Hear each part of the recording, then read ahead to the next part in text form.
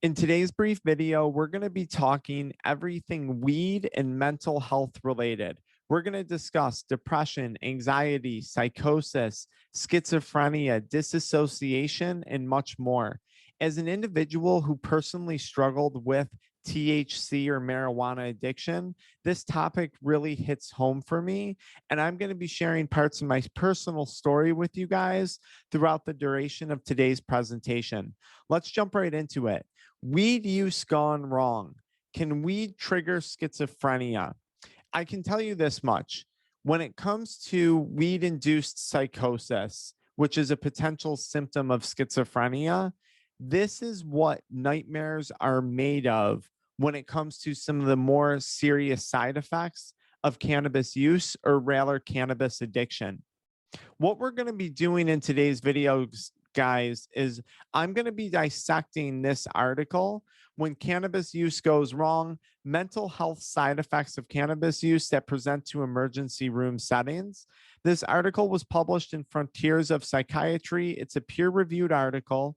Okay, so this isn't me saying this stuff. This is what the literature says. And you guys can find links to this article and other resources in the pinned comment, the video description, or the link in my profile. Gone wrong based on what? Well, how did this article find whatever information we're about to discuss? Basically, from July of 2020 to October of 2020, they did a systematic review of all the literature out there on anything involving the words weed, marijuana, or cannabis in emergency room or emergency department visits. So they did an in-depth review of all the published literature on topics in relation to what brings people who smoke cannabis to the emergency room. And before we get into it, one quick disclaimer. They did exclude synthetic cannabis. So I know people are going to come and say, oh no, that's only with synthetic cannabis. This article took that into account. Everything that we're going to talk about today is in regard to good old Delta 9 THC, just regular old fashioned cannabis. Okay. What did they find going through this review? Well, they found a strong association with the development of psychotic disorders, mood disorders, anxiety disorders, as well as suicidal ideation in those patients presenting to the emergency room who consume cannabis on a regular basis. And that's a bulk of what we're going to talk about today. But that doesn't mean that we should neglect other aspects of cannabis addiction or even cannabis consumption that bring people to the ER. Cannabinoid Hyperemesis Syndrome being an extremely serious condition, lung injuries that we saw with all the eval, the vape products and the pneumonias and the pneumothoraxes, and cardiac dysfunction related to arrhythmias. Now, if we were to go into the health effects of CHS and lung injuries, that could be a PowerPoint on its own, because we could get into malnutrition, we could get into GI disorders and esophageal disorders from hyperemesis or continual vomiting. We could go into bone density loss from malnutrition. I could go on and on about the side effects, but today we're going to focus on the mental health side effects of things. What are the side effects that they see in the ER? And guys, the things that we're going to discuss, this represents about 25 to 35% of all cannabis related ER visits. So of all the people going to the emergency room for cannabis, 25 to 35% of those people are going to have anxiety, suicidal thoughts, psychotic symptoms such as psychosis, depression, and potentially even schizophrenia. And reading what I'm about to read to you guys absolutely terrified me when I saw this in the literature. How wrong can things go when it comes to cannabis consumption, according to the literature, according to the research? Up to 50% of patients with cannabis-related psychotic symptoms presenting to the emergency room requiring subsequent hospitalization will go on to develop schizophrenia at some point in their life. But let me explain what that's saying. 50% of people going to the hospital, to the ER for cannabis-related psychotic disorders or mood disorders. Those who returned for a subsequent follow-up visit to the hospital, they're claiming 50% are going to go on to develop schizophrenia. When we talk about cannabis for mental health, we always talk about how good it is and what a positive thing it is. And we're seeing this being promoted at dispensaries and through social media and through influencers and just through general pop culture. Guys, the evidence is not adding up to this. And I'm going to be honest with you. I didn't know this until recently. I did a video, which I also linked in the video description in the pinned comment, with Dr. Anna Lemke, the head of Stanford Addiction Medicine Treatment Centers, or clinics, I should say, not treatment centers, clinics. And she said blatantly, there is no literature supporting THC consumption for long-term benefit of any mental health disorder. That is based in nothing. Maybe short-term, there's some benefit, but long-term use, chronic use, not looking good, especially when we see a statistic like this. That's scary. What is schizophrenia? Well, it's a mental illness that alters how people think and how they feel and how they behave. People often will lose touch with reality and they'll experience symptoms such as hallucinations, delusions, and very disorganized thinking. It came to my attention recently that a lot of people don't know what hallucinations are. These are things that you can hear, smell, see, taste, or feel that aren't really there. It's all happening in your head. I remember towards the end of my weed addiction, laying in my room getting high off of a dank vape cartridge, having intense hallucinations. And these visual disturbances that I was having, now, whether those were hallucinations or, hallucinations as part of psychosis, I think is hard to say. They went on for months after I finally quit smoking cannabis. And it was not a comfortable feeling. It was not a good time. Delusions, irrational false beliefs. You think you're on a special mission. You think you have superpowers. You think someone else is controlling your thoughts. You become super, super paranoid. I was definitely experiencing delusions, and that I thought I was this really big, like, business entrepreneur. I had just opened a few businesses at the time when I was struggling with weed addiction. And I thought I was like just numero uno when it came to the business world. And literally all that was happening was I was getting stoned every day while I was in the process of losing all my income, all my relationships, wound up having to move back home with family. It got so bad at one point. Really, really delusional. Disassociation, a detached feeling from the world around you. It doesn't feel like things are real anymore. I remember, and I was never stoned during the day, only in the evening hours, but I remember times during the day questioning my reality. It really weird thought. It's hard to explain if you haven't experienced it before. Who is at the most risk? And guys, you can have those things without having schizophrenia. You would want to go get diagnosed by a psychologist or a psychiatrist when it comes to that diagnosis. Adolescents. So the literature shows in this article that people who started using weed at a younger age are going to be more susceptible to developing schizophrenia. People who use daily or almost daily, mind you, we're not talking about all day consumption. We're talking about daily consumption. And for me, I would only smoke maybe 2-3 hits in the evening hours. Yeah, during my weekends, my intake was a lot higher, but just daily or almost daily use puts those people at risk. Now, if you have an adolescent that's doing daily use with high THC products, they are at a statistically significant increased risk for developing one of these mental disorders, whether it be schizophrenia, delusions, psychosis, any of these things. Females also seem to present more often with these problems than males, even though they tend to consume less cannabis. These factors, especially when combined, decrease the average age for the development of mental illness. How sad is that? You spend your whole life working hard. You're going to school, you're working hard, you get your degree, and then boom, in your 30s or your 40s, schizophrenia hits, mental illness hits, severe depression, suicidal ideation, crippling anxiety, depression, things I was dealing with intensely on top of the psychosis and manic behavior. right at a point in my life when my career was starting to take off. How terrible is that? I brought up this photo of this young gentleman here. You can read about him if you type in cannabinoid hyperemesis syndrome death. A lot of people say no one's ever died from weed, and that is just simply not true. If we look at the physical consequences of cannabis abuse, there are deaths from weed.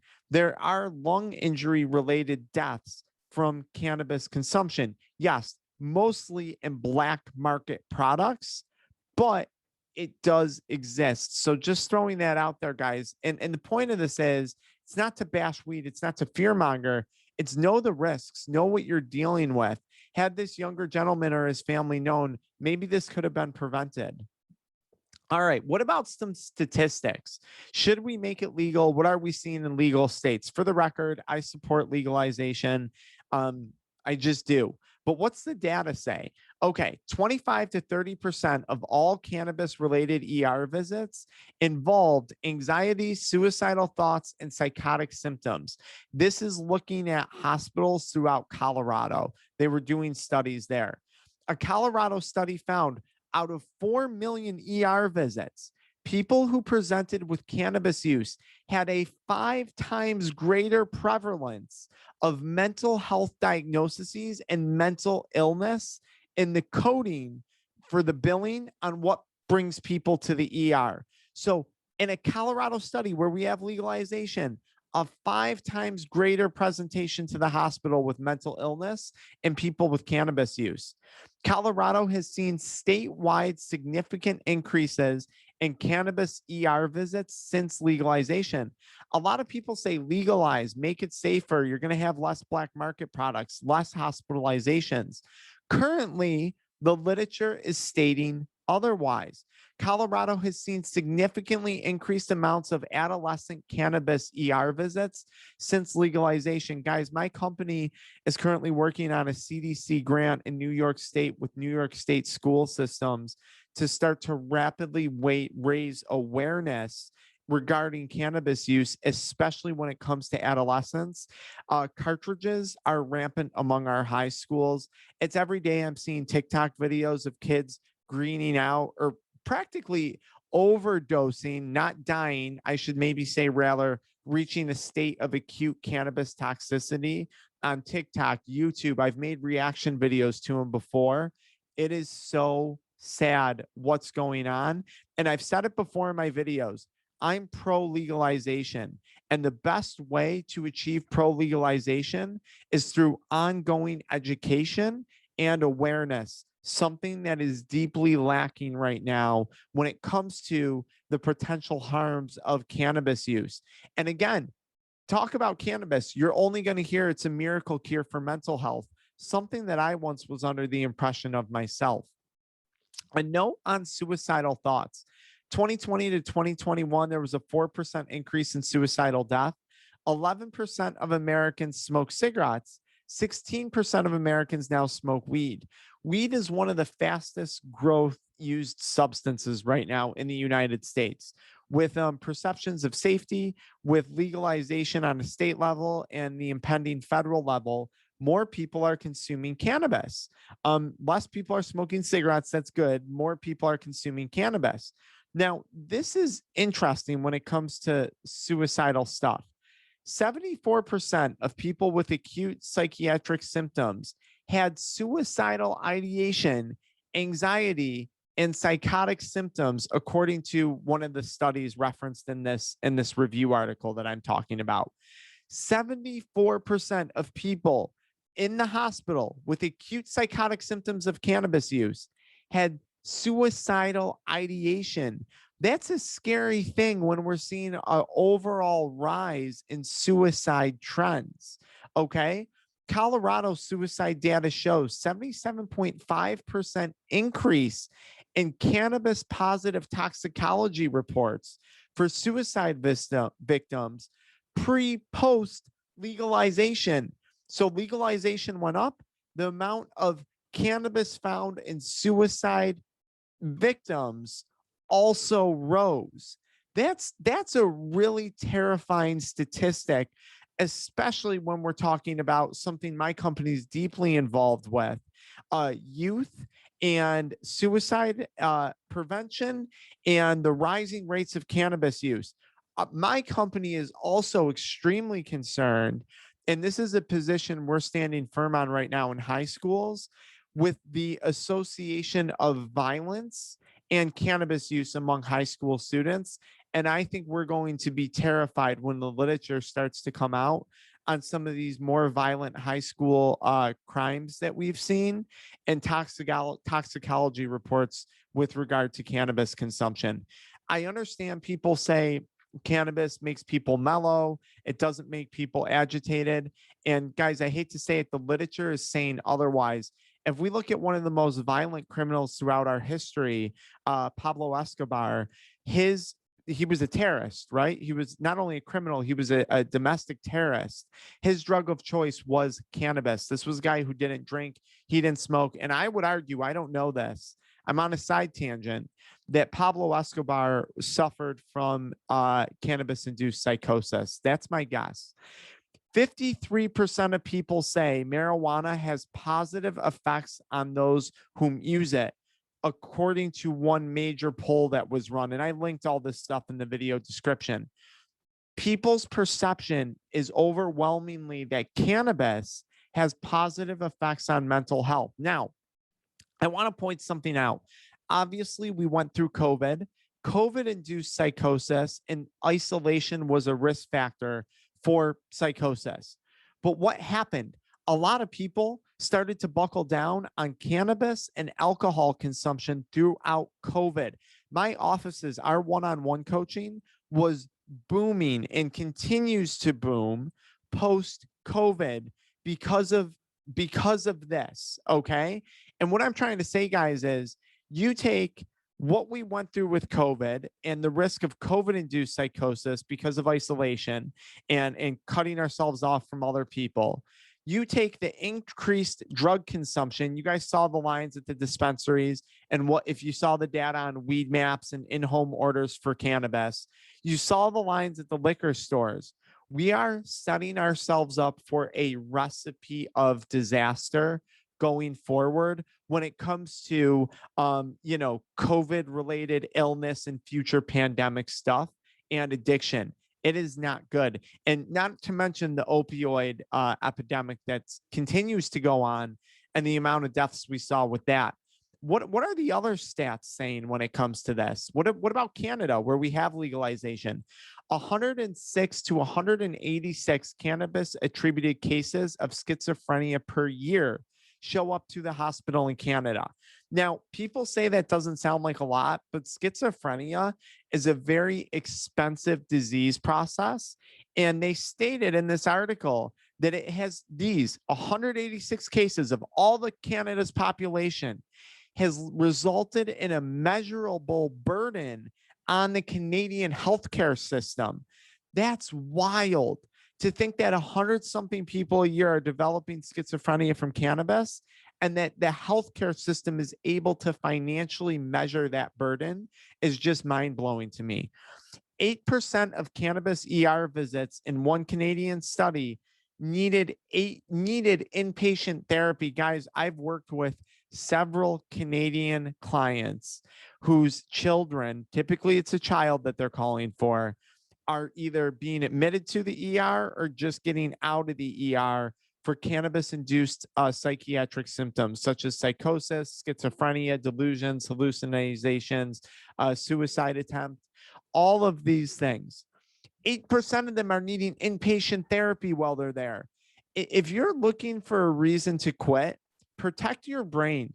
You do not want to show up to the ER with cannabis-induced psychosis, guys. I'm telling you, the treatment you're going to get is very underwhelming, especially when it comes to follow-up care and post-treatment.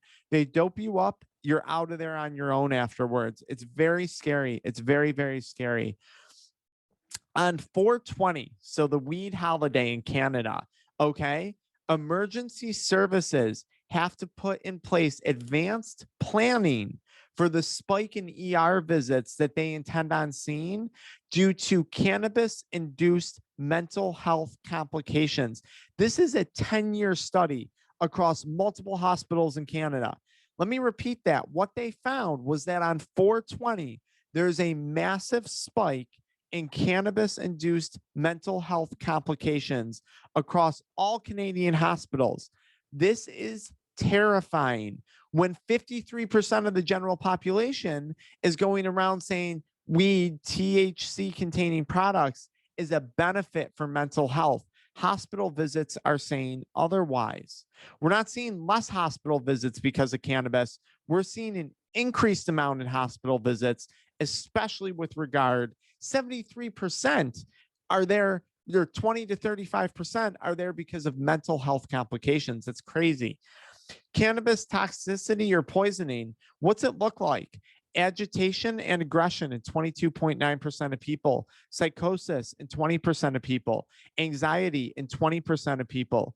A European study of 35 cases of cannabis-induced ER visits, of 35 people, 21 were transported by ambulance because it was so severe.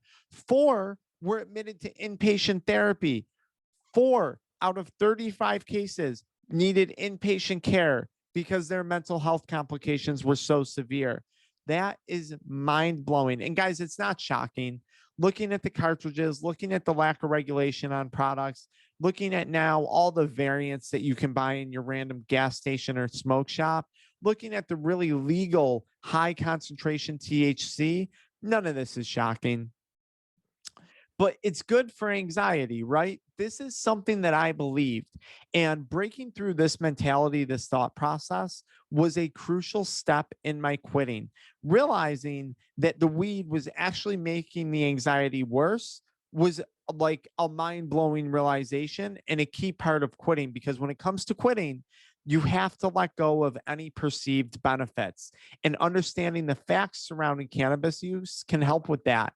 There is little evidence to support weed as an anti-anxiety medication or therapy, okay? Little to no evidence, especially long-term. Long-term, there's none. It says the opposite.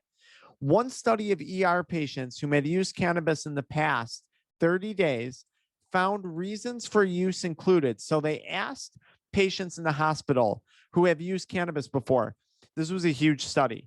Why do you use cannabis? 30% said they use it to treat anxiety, even though there's no literature out there on it for that. 17% said for depression. Hey, you're getting CHS, you're getting psychosis, you're getting lung disorders, you're suffering from addiction, potentially one of the worst consequences. The depression's going to get worse. It's all about perception. And right now, the public perception is that cannabis is a benefit for all of these things, when in reality, updated literature 2021, as of right now, we're saying, wait a minute, look at this. No, it's not looking good right now. What about edibles? Does it matter how we consume cannabis? Well, this is fascinating. They studied this in Colorado. 0.32% of total cannabis sales in Colorado from 14 to 16 were edibles. 10% of the ER related visits in Colorado for cannabis induced mental health disorders were from edibles. Okay. The edibles make up 0.32% of total sales in Colorado, yet edibles are bringing in 10% of all cannabis induced mental health disorder conditions to the ER. Significant levels of intoxication, accidental coma, death, and increased risk of psychosis have all been cited in the literature when it comes to cannabis edible use. That's scary. I never liked edibles. Early warning signs. So if you're smoking a lot of weed and you're thinking, is this something I need to be worried about? Well, if you're seeing pre-psychotic or pre-psychosis symptoms, a decline in school or work performance. And guys, listen, we have a lot of high producing people. We have physicians, attorneys, and mostly entrepreneurs. That's who my programs predominantly work with when it's not a student or a parent calling for their child, or a student through a school system that's been referred to us. A decline in work doesn't necessarily mean, like, you could be a super successful person, and starting to see a decline in your already high level of success. This isn't referring to people who are like going broke, okay? You could be an A student down to a B student. That's a decline. Difficulty concentrating, feeling suspicious, feeling paranoid.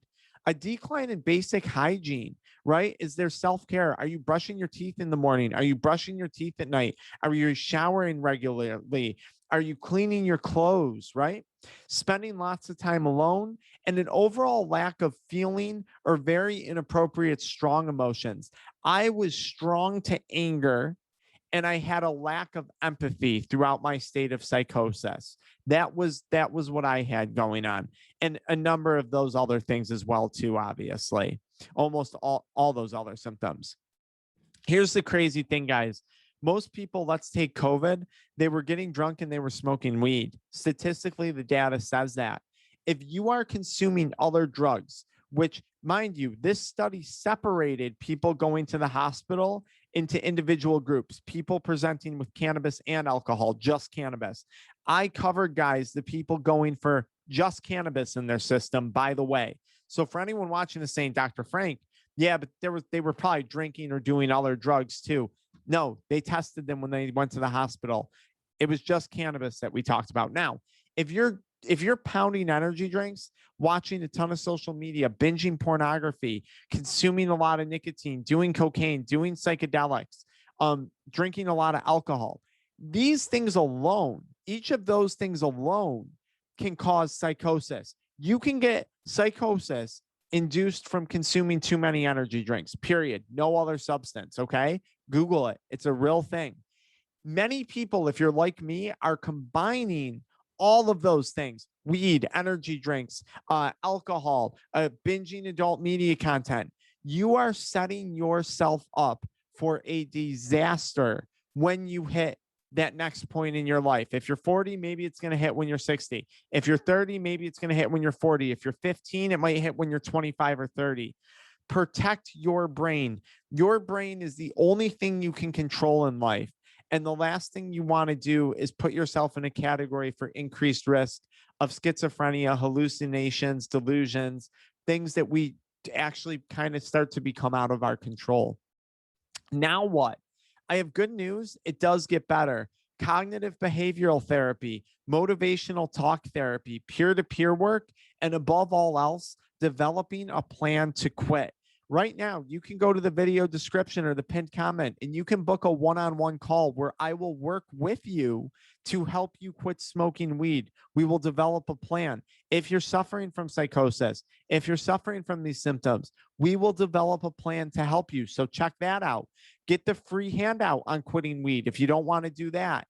You can find it all in the pinned comment in the video description. Now, there's something else to be said. All of the recommended therapies are exactly what the addiction mindset programs provide people. We've combined all of these therapies into one nice little package for you guys, because this is something that I wish I had, because when I went through this, I was seeing different doctors, different therapists, different nutritionists, different this and that. So we put it all in one space for you guys. And if you don't want to pursue any of that, just go to the next video where I talk a little bit more about psychosis and how to overcome it. I'll see you guys there.